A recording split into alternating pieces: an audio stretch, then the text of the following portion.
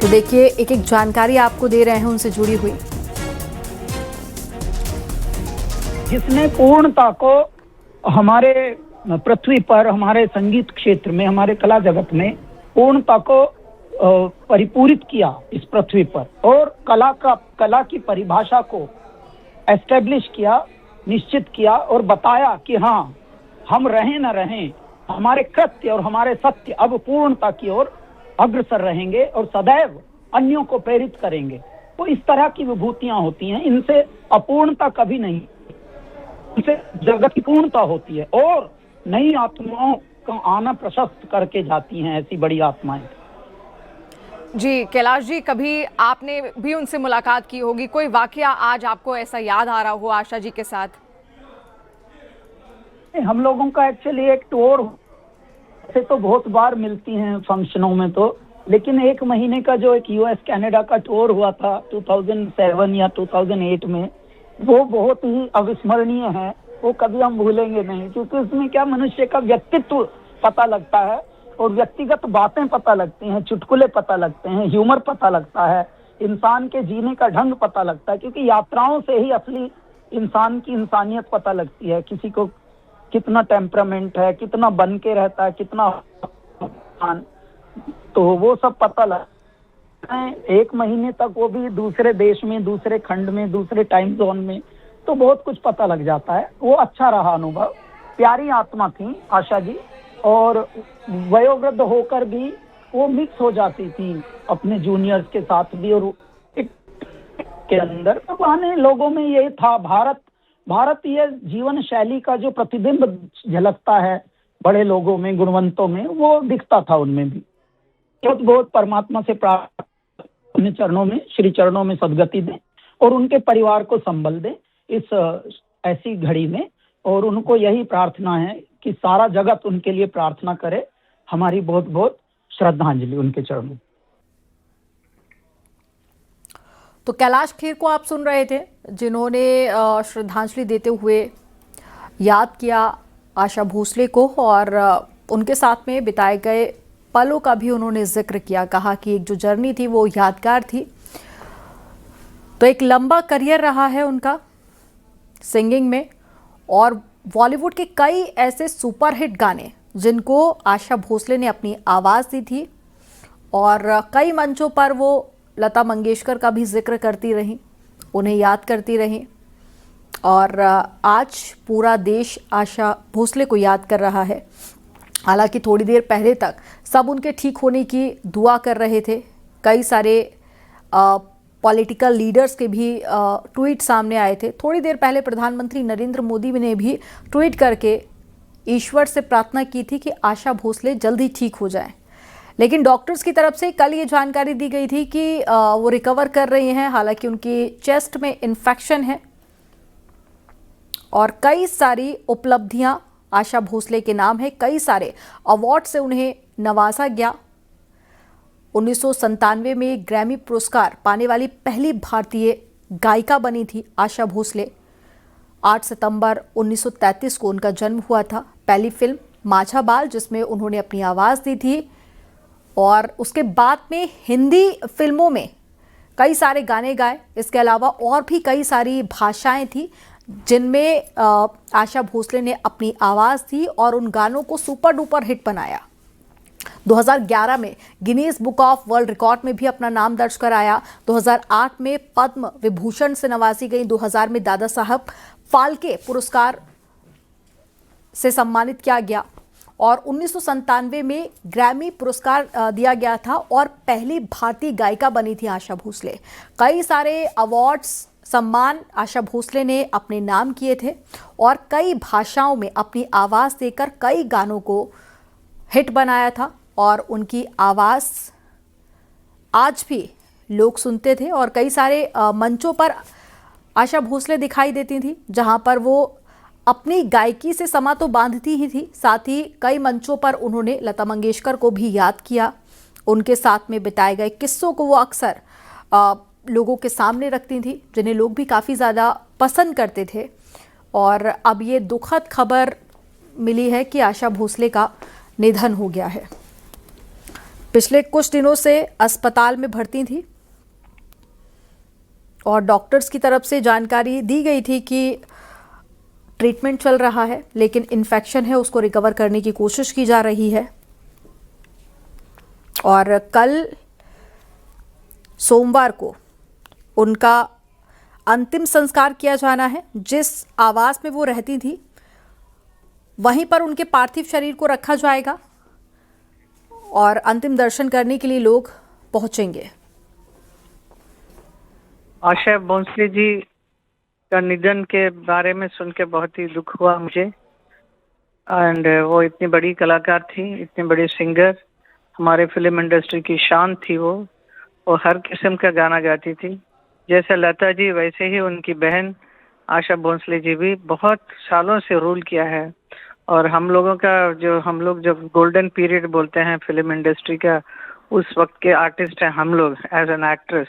And she has sung so many songs for me in my career, so which I can never forget. Unforgettable moments we have spent together also. She's a very wonderful lady. She has always appreciated my classical dances also. उन्होंने मेरा show भी देखा है, बहुत appreciate करती थी वो। बिल्कुल हेमा जी, देखिए संगीत की दुनिया की वो एक मल्लिका थी और जिस तरीके से उनका निधन हुआ है अपने आप में ये बेहद दुख की घड़ी है। लेकिन हेमा जी, क्योंकि आपने बहुत ज़्यादा वक्त उनके साथ बिताया है, कोई ऐसा पल आपको याद हो जो आपके जहन के बेहद करीब हो? वो हर पल उनके साथ अच्छा ही था। हमेशा जहाँ जहाँ हम लोग ज्यादातर मिलते थे किसी न किसी कार्यक्रम में, बैक स्टेज में हमारा मुलाकात होती थी, तो बहुत प्यार से मिलती थी और बहुत पसंद करती थी मुझे हमेशा। You are a beautiful girl, बहुत सुंदरी है तुम, ऐसा हमेशा बोलेगी मुझे बड़ा ऑकवर्ड लगता था, but she really used to admire me and loved me a lot. उस क्षण को हम कभी भूल हिंदी नहीं सिनेमा सकते। की एक आवाज़ जो है वो खामोश हो गई, उनकी एक आवाज़ ही पहचान थी। हेमा जी, आपके लिए भी उन्होंने कई गाने गाए हैं, कोई ऐसा गाना जो आपकी जहन में बेहद करीब रहा हो, कोई ऐसी याद उनकी? ये है वो है लेकिन फिल्म का। लेकिन फिल्म उनके भाई साहब जो हृदयनाथ मंगेशकर जी ने ही बनाया था, और उसमें एक बहुत सुंदर सा एक ठुमरी था, उस पे मैंने नृत्य किया था, कथक नृत्य किया था। वो गाना उन्होंने गाया था। Very complicated, very difficult song, इतने ब्यूटीफुल गाया था। झूठे नैना बोले सांची बतियां, वो गाना आप जरूर बजाइए, इतना सुंदर गाना। एंड उसका बिल्कुल कॉन्ट्रास्ट में झुका के सबको पूछो, जो सत्य पे सत्या पे भी गाया। उन्होंने हर किस्म का गाना मेरे साथ गाया है। और सीता गीता में भी वो साथी चल, वो गाना ना, वो भी उन्होंने गाया सारा। इतना अच्छे चुलबुली वाला, very serious song, everything she has संग। तो जितना लता जी ने गाया है उतना ही मैं कहूँगी उन्होंने भी मेरे लिए गाया है। शुक्रिया हेमा जी हमारे साथ जुड़ने के लिए।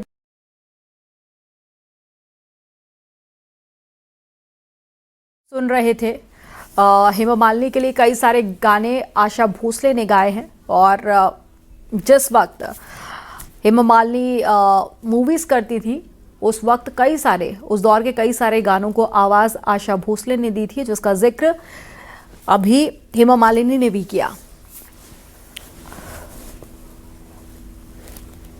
तो एक लंबी जर्नी बॉलीवुड सिंगिंग में, और आज वो आवाज शांत हो गई है।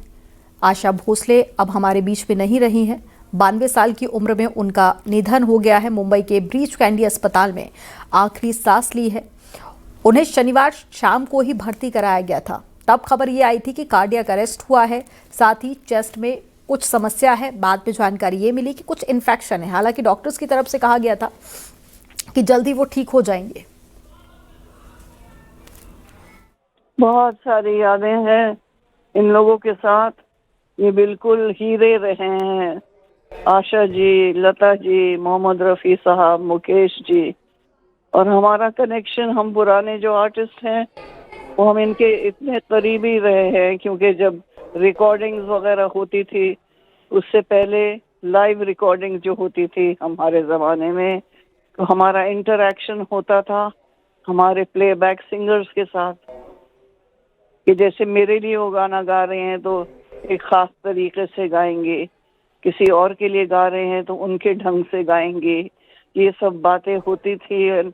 हम इतने लकी थे ये रिकॉर्डिंग के अंदर जो कमरा होता है जहाँ वो गाना गाते थे माइक लगा के, और बाहर ऑर्केस्ट्रा होता था, लाइव ऑर्केस्ट्रा।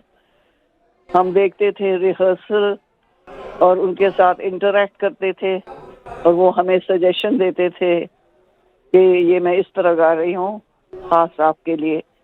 तो एक लाइव कनेक्शन था इन लोगों से। हाँ, ये हमारे आइडल्स, हमारे फेवरेट्स थे ये singers, and it was great interacting.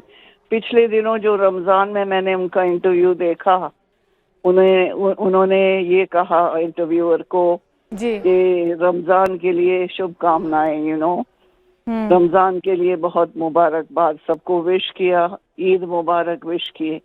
तो ये बात मेरे दिल को इतनी अच्छी लगी कि मैंने उनका नंबर निकलवाया ऑफिस से और फौरन मैंने उनको फोन किया, और मैंने ये मेरी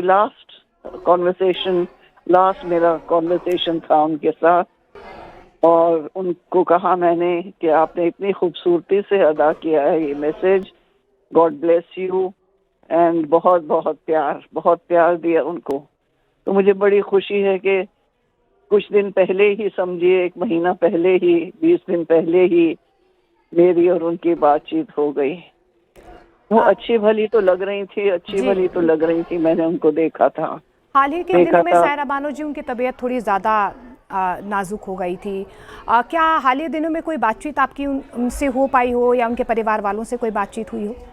मैंने ये बताया ना आपको, रमजान और अच्छा। ईद, अभी तो बताया मैंने आपको जी। तो ये मेरी खुशनसीबी है कि मैं उनसे बात कर सकी, उनको मुबारकबाद दे सके कि आपने इतनी खूबसूरती से अदा किया है ये मैसेज सारे लोगों को, ईद मुबारक और रमजान मुबारक।